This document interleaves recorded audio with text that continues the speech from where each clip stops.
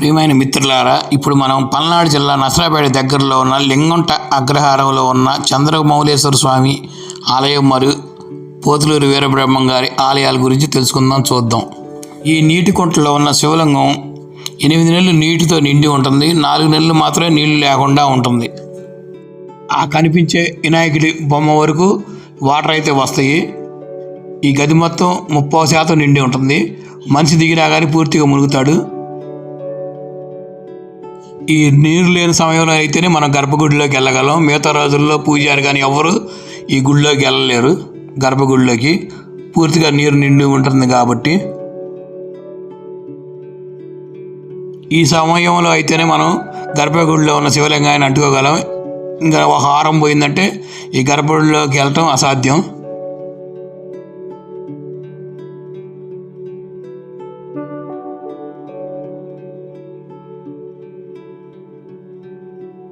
ఈ గర్భగుడిలో ఉన్న ఆలయంలో ఉన్న శివలింగాన్ని స్పర్శ దర్శనం చేసుకున్నాను.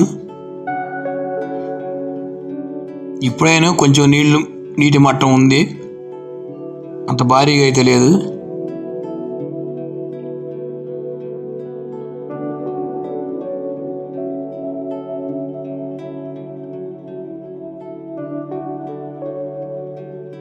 ఈ కనిపించే ఈ మెట్ల మార్గం గుండా వస్తాయి అనుకుంటా నీళ్ళు ఓటలాగా.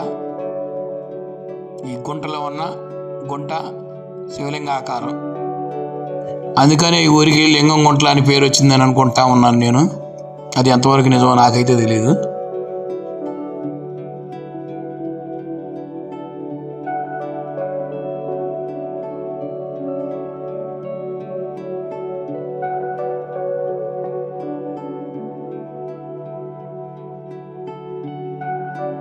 ఇక్కడ మరొక శివలింగ ఆకారం గర్భగుడి.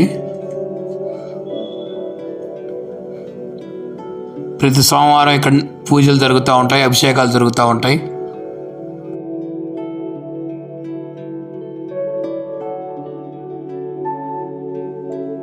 అమ్మవారి విగ్రహము మరియు వినాయకుని విగ్రహం.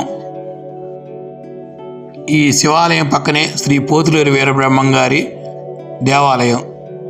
ఈ ఎంట్రన్స్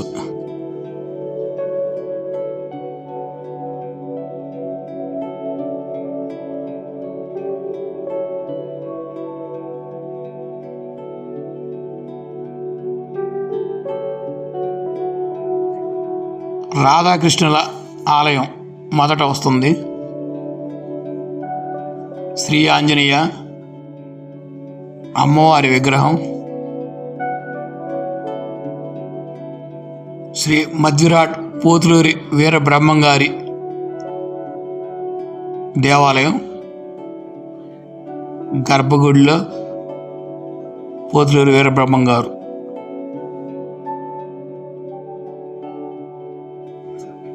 నాగేంద్ర స్వామి పుట్ట.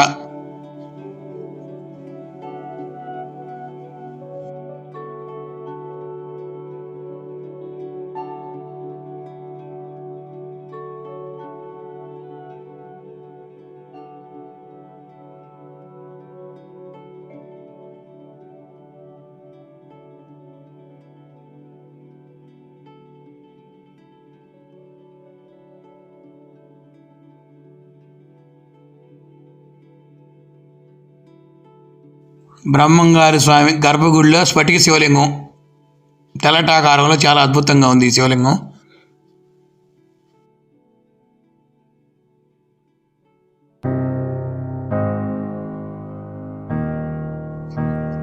నల్లని మహా నందీశ్వరుడు,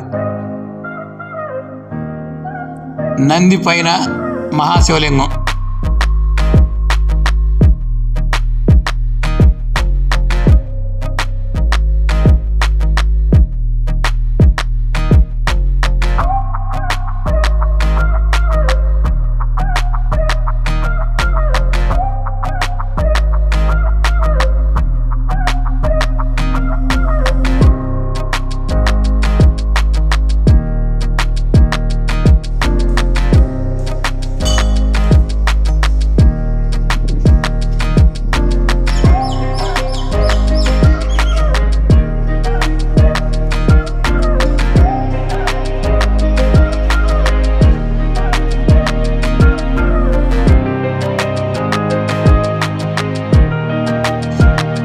నల్లని శివలింగ ఆకారాలు వరుసగా పేర్చున్నాయి.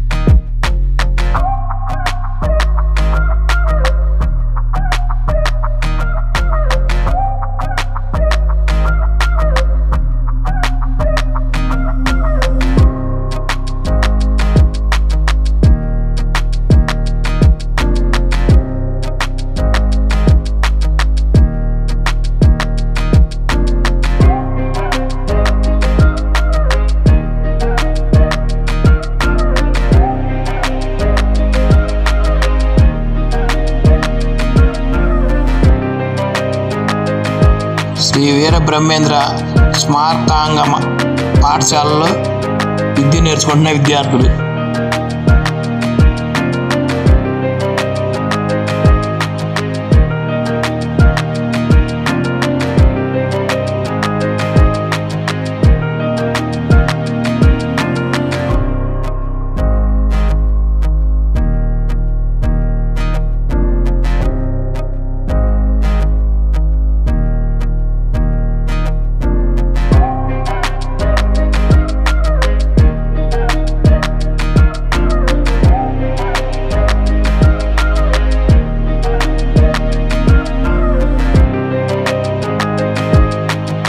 చూశారుగా ఫ్రెండ్స్, ఇలాంటి మరిన్ని వీడియోల కోసం నా Ramesh hero 999 YouTube channel like చేయండి, షేర్ చేయండి, సబ్స్క్రైబ్ చేయండి. Thank you friends.